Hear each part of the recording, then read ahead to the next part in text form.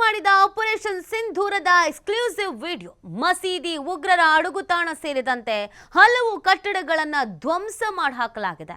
ಪಾಕಿಸ್ತಾನದ ಅಸಲಿ ಕಥೆಯನ್ನ ಹೇಳ್ತಾ ಇದೆ ಸಿಂಧೂರ ಧ್ವಂಸದ ಹಲವು ದೃಶ್ಯಗಳು. ಉಗ್ರರ ನೆಲೆಗಳೇ ಟಾರ್ಗೆಟ್. 9 ಕಡೆ 21 ಸ್ಪಾಟ್ ಮೇಲೆ ಭಾರತ ಸೇನೆ ದಾಳಿಯನ್ನ ಮಾಡಿದೆ. ದಾಳಿಯ ತೀವ್ರತೆ ಹಾಗೂ ಟಾರ್ಗೆಟ್ ಸಿಂಧೂರದ ಅಸಲಿ ಚಿತ್ರಣವನ್ನ ಅನಾವರಣ ಮಾಡ್ತಾ ಇದೆ. 9 ಸ್ಪಾಟ್ಗಳನ್ನ ಟಾರ್ಗೆಟ್ ಮಾಡಿಕೊಳ್ಳಲಾಗಿದೆ. ಟಾರ್ಗೆಟ್ ಫಿಕ್ಸ್ ಆಗ್ತಾ ಇದ್ದ ಹಾಗೇನೆ ದಾಳಿಯನ್ನ ಮಾಡಲಾಗಿದೆ. 9 ಕಡೆ 21 ಸ್ಪಾಟ್ಗಳನ್ನ ಉಡೀಸ್ ಮಾಡಿದರು. ಆ ದಾಳಿಯ ತೀವ್ರತೆ ಹೇಗಿತ್ತು, ಈ ಅಟ್ಯಾಕ್ ಆದ ನಂತರ ಅಲ್ಲಿನ ವ್ಯವಸ್ಥೆ ಏನಾಗಿದೆ, ಏನ್ ಹೇಳ್ತಾ ಇದೆ, ಇದೆಲ್ಲವೂ ಕೂಡ ಇದೀಗ ಗೊತ್ತಾಗ್ತಾ ಇದೆ. ಅಲ್ಲಿನ ಒಂದೊಂದು ವಿಡಿಯೋನು ಒಂದೊಂದು ಕಥೆಯನ್ನು ಹೇಳ್ತಾ ಇದೆ. ಅಡಗುತಾಣ ಸೇರಿದಂತೆ ಅನೇಕ ಕಡೆಯಲ್ಲಿ ಅಟ್ಯಾಕ್ ಅನ್ನ ಮಾಡಲಾಗ್ತಾ ಇತ್ತು. ಅದೇ ರೀತಿಯಾಗಿ ಆಪರೇಷನ್ ಸಿಂಧೂರ ಇತ್ತಲ್ಲ, ಅದರ ಎಫೆಕ್ಟ್ ಹೆಂಗಿದೆ ಅನ್ನೋದನ್ನ ನೀವು ಗಮನಿಸ್ತಾ ಇದ್ದೀರಾ. ಉಗ್ರರ ಟ್ರೈನಿಂಗ್ ಕಟ್ಟಡವನ್ನೇ ಧ್ವಂಸ ಮಾಡಿ ಹಾಕಿರೋದು. ಇದರಲ್ಲಿ 100ರಿಂದ 150, 50ರಿಂದ 60 ಇಲ್ಲಿ ಟ್ರೈನಿಂಗನ್ನು ಪಡ್ಕೊಳ್ತಾ ಇದ್ದಂಥ ಉಗ್ರರು.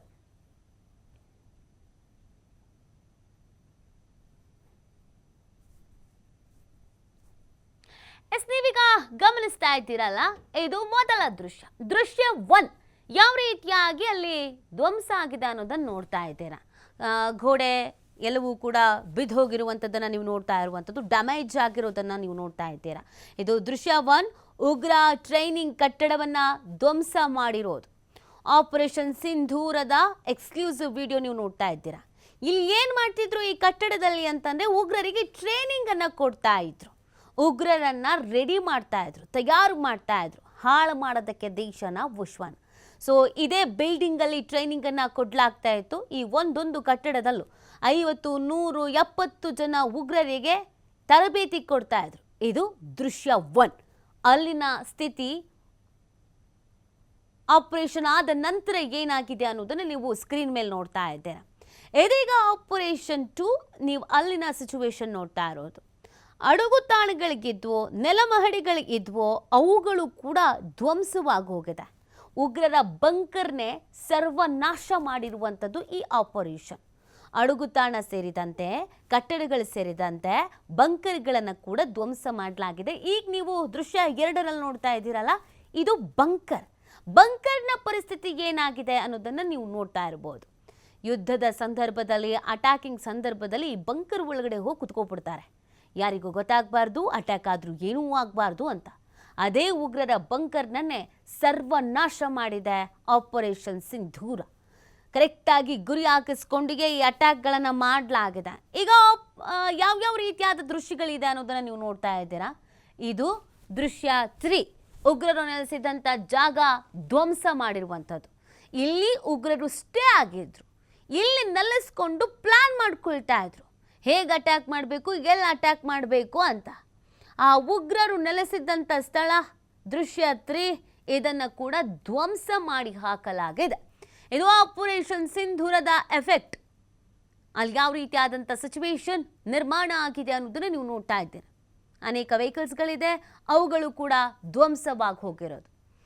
ಇನ್ನು ದೃಶ್ಯ 4 ಏನಿದೆ ಅಂತ ನೋಡೋದಾದರೆ, ಮಸೀದಿ ಧ್ವಂಸ ಆಗಿ ಹೋಗಿದೆ.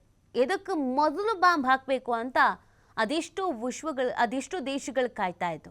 ಯಾಕಂದರೆ ಇಲ್ಲಿಂದಲೇ ಅನೇಕ ಟಾರ್ಗೆಟನ್ನು ಫಿಕ್ಸ್ ಮಾಡ್ಕೊಳ್ತಾ ಇದ್ದಿದ್ದು. ಸುಭಾನಲ್ಲಾ ಮಸೀದಿ ಹೇಳೋದಕ್ಕೆ ಇದು ಮಸೀದಿ ಅಂತ ಅನ್ಸ್ಕೊಳ್ಳುತ್ತೆ, ಆದರೆ ಇದು ಮಸೀದಿ ಅಲ್ಲ. ಒಳಗಡೆ ಉಗ್ರರನ್ನು ಸಾಕ್ತಾ ಇದ್ರು, ಸಲಹತಾ ಇದ್ರು, ಟ್ರೈನಿಂಗನ್ನು ಕೊಡ್ತಾ ಇದ್ರು. ಅದನ್ನು ಈಗ ಧ್ವಂಸ ಮಾಡಿರೋದು ನೀವು ನೋಡ್ತಾ ಇರುವುದು ದೃಶ್ಯ 4 ಮಸೀದಿ. ಯಾವ ರೀತಿಯಾಗಿ ಉಡೀಸ್ ಆಗಿದೆ ಅನ್ನೋದನ್ನು ನೋಡ್ತಾ ಇದ್ದೀರಾ.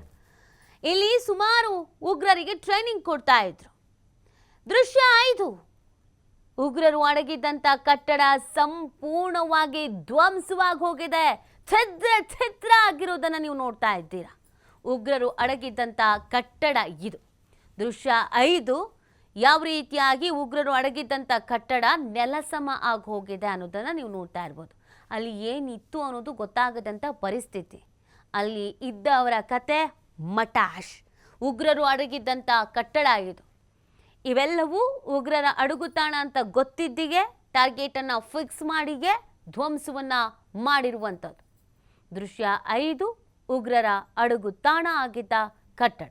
ದೃಶ್ಯ 6ರ ಪರಿಸ್ಥಿತಿ ನೋಡ್ಬಿಡೋಣ. ಉಗ್ರರು ಬಳಸ್ತಾ ಇದ್ದಂಥ ಪುಸ್ತಕಗಳು. ಈ ಪುಸ್ತಕಗಳನ್ನು ಓದಿ ಪ್ರಚೋದನೆಗೆ ಒಳಗಾಗಿ ಮತಾಂಧತೆಯ ಅಮಲು ತಲೆಗೇರಿ ಇವರು ಹುಚ್ಚುಚ್ಚರು ಥರ ಆಡ್ತಾ ಇದ್ರು. ಆ ಕಟ್ಟಡವನ್ನು ಕೂಡ ಧ್ವಂಸ ಮಾಡಲಾಗಿದೆ. ಆ ಸಂದರ್ಭದಲ್ಲಿ ಪುಸ್ತಕಗಳು ಛಲ್ಲಾಭಿಲ್ಲಿ ಆಗೋಗಿ ಬಿದ್ದಿರೋದನ್ನು ನೀವು ನೋಡ್ತಾ ಇದ್ದೀರಾ. ಇವರುಗಳು ಇದನ್ನೇ ಬೇರೆ ಇನ್ಯಾವುದಾದ್ರೂ ವಿಚಾರದಲ್ಲಿ ಕಾನ್ಸಂಟ್ರೇಷನ್ ಮಾಡಿ ಓದಿದ್ರೆ ದೊಡ್ಡ ದೊಡ್ಡ ವಿಜ್ಞಾನಿಗಳಾಗ್ಬೋದಿತ್ತು, ದೇಶ ಉದ್ಧಾರ ಮಾಡ್ಬೋದಿತ್ತು. ಬಟ್ ಇವ್ರು ಮಾಡ್ತಿದ್ದಿದ್ದು ಏನು ಅಂತಂದರೆ, ಹೆಂಗೆ ಅಟ್ಯಾಕ್ ಮಾಡೋದು, ಹೆಂಗೆ ಬಾಂಬ್ ಬಿಡೋದು, ಹೆಂಗೆ ಬಾಂಬ್ ತಯಾರಿಕೆ ಮಾಡೋದು, ದೇವರ ಹೆಸರಿನಲ್ಲಿ ಅನಾಚಾರ ಮಾಡೋ ಕೆಲಸನ ಮಾಡ್ತಾಯಿದ್ರು.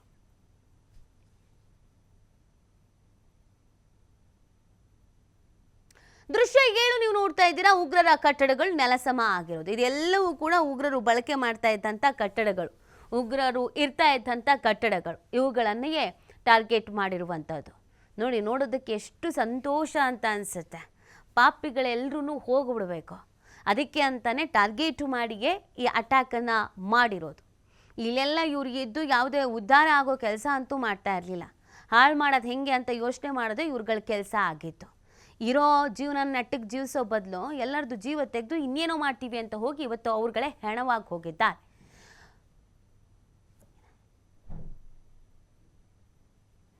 ನೀವು ಗಮನಿಸ್ತಾ ಇದ್ದೀರಾ ಅಲ್ಲಿನ ದೃಶ್ಯ 8 ಬಿಲ್ಡಿಂಗ್ಗಳು ಹೇಗೆ ಸರ್ವನಾಶ ಆಗಿ ಹೋಗಿದೆ ಅನ್ನೋದನ್ನು. ಕಂಪ್ಲೀಟ್ ಆಗಿ ಎಲ್ಲವೂ ಕೂಡ ಉಡೀಸಾಗಿರುವಂಥದ್ದು. ಉಗ್ರರ ಮನೆಗಳು ಇದು. ಉಗ್ರರ ಮನೆ, ಉಗ್ರರ ಕಚೇರಿ, ಉಗ್ರರಿಗೆ ಟ್ರೈನಿಂಗ್ ಕೊಡ್ತಾ ಇದ್ದ ಟ್ರೈನಿಂಗ್ ಸೆಂಟರ್, ಅವರ ಬಂಕರ್, ಅವರು ಓದ್ತಾ ಇದ್ದಂಥ ಪುಸ್ತಕ ಎಲ್ಲವೂ ಕೂಡ ಒಂದೇ ಸಮಯದಲ್ಲಿ ಉಡೀಸ್ ಆಗಿ ಹೋಗಿದೆ.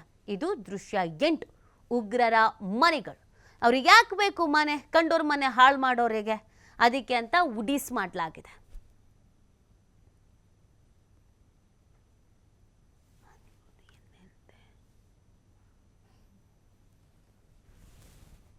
ನೋಡಿ, ಈ ಒಂದು ಅಟ್ಯಾಕ್ನಲ್ಲಿ ಉಗ್ರರು ಮಾತ್ರ ಅಲ್ಲ, ಉಗ್ರರಿಗೆ ತರಬೇತಿ ನೀಡ್ತಾ ಇದ್ದವರು, ಉಗ್ರರ ಕುಟುಂಬಸ್ಥರು ಎಲ್ಲರೂ ಕೂಡ ನೆಲಸಮ ಆಗಿ ಹೋಗಿದ್ದಾರೆ. ಉಗ್ರರ ಮನೆಗಳು ಅಂತ ನಾವು ಏನು ತೋರಿಸ್ತಾ ಇದ್ದೀವೋ ಇದರಲ್ಲಿ ಅವರ ತಂದೆ, ತಾಯಿ, ಸಹೋದರ, ಸಹೋದರಿ ಪ್ರತಿಯೊಬ್ಬರು ವಾಸವಾಗಿದ್ರು. ಅವ್ರುಗಳು ಕೂಡ ನೆಲಸಮ ಆಗಿದ್ದಾರೆ. ಕಣ್ಣೀರು ಹಾಕೋ ಪರಿಸ್ಥಿತಿಯಲ್ಲಿ ಇದೀಗ ಉಗ್ರರಿರೋದು. ಉಗ್ರರಿಗೆ ತರಬೇತಿಯನ್ನು ನೀಡ್ತಾ ಇದ್ದಂಥ ಜಾಗ, ಉಗ್ರರ ನೆಲೆ ಆಗಿದ್ದಂಥ ಜಾಗ, ಅವರ ಮನೆ. ಇದು ದೃಶ್ಯ 9 ಉಗ್ರ ಶಸ್ತ್ರಾಸ್ತ್ರಗಳು ಛಿದ್ರ ಆಗಿರೋದು. ಶಸ್ತ್ರಾಸ್ತ್ರಗಳನ್ನು ಕೂಡಿಟ್ಕೊಂಡಿರ್ತಿದ್ರು. ಶಸ್ತ್ರಾಸ್ತ್ರಗಳೇ ಉಡೀಸಾಗ್ಬಿಟ್ರೆ ಇನ್ನೇನು ಮಾಡ್ತಾರೆ? ಇದು ಶಸ್ತ್ರಾಸ್ತ್ರಗಳು ಉಡೀಸಾಗಿರೋದು, ಛಿದ್ರ ಆಗಿರೋದನ್ನು ನೀವು ನೋಡ್ತಾ ಇದ್ದೀರಾ. ಈ ಶಸ್ತ್ರಾಸ್ತ್ರಗಳನ್ನು ಇಟ್ಕೊಂಡೇ ಇವರು ಎಲ್ಲರನ್ನ ಹೆದರಿಸಿ ಬೆದರಿಸಿ ಜೀವ ತೆಗಿತಾ ಇದ್ರು.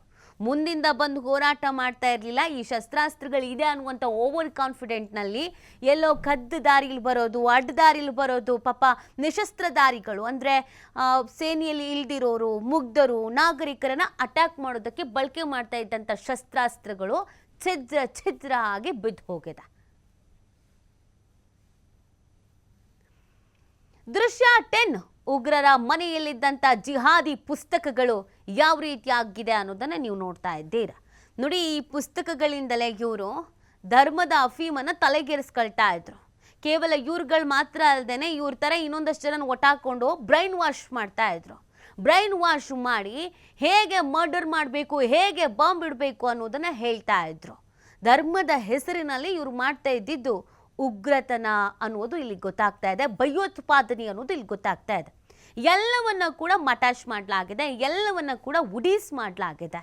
ಜಿಹಾದಿ ಪುಸ್ತಕಗಳನ್ನು ಇದೀಗ ಹುಡುಕಬೇಕು, ಹೆರಕಬೇಕು, ಎಲ್ಲೆಲ್ಲಿ ಏನೇನಿದೆ ಅಂತ ನೋಡಬೇಕು. ಸುಮಾರು 21 ಸ್ಪಾಟ್ ಮೇಲೆ ಭಾರತ ಸೇನೆ ದಾಳಿಯನ್ನು ಮಾಡಿರೋದು.